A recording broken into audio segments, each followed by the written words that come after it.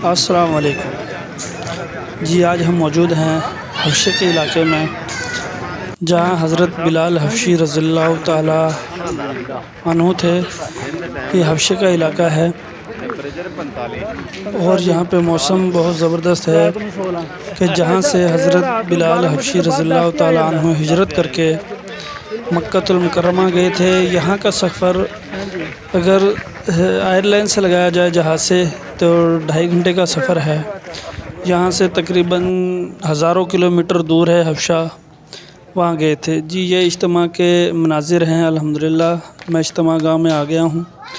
یہ آج اجتماع کا پہلا دن ہے جی۔ ایک وقت تھا جب حضرت بلال حبشی رضی اللہ تعالیٰ عنہ یہاں سے پیدل سفر کیا ہزاروں کلومیٹر کا، جب مکۃ المکرمہ گئے تھے، اور انہی کی برکت سے آج تبلیغ کی برکت کی وجہ سے یہاں پہ لاکھوں مسلمان ہیں، یہاں پہ لاکھوں کو مجمع ہے، اور تبلیغ کی برکت سے یہاں پہ اجتماعات ہو رہے ہیں ماشاءاللہ۔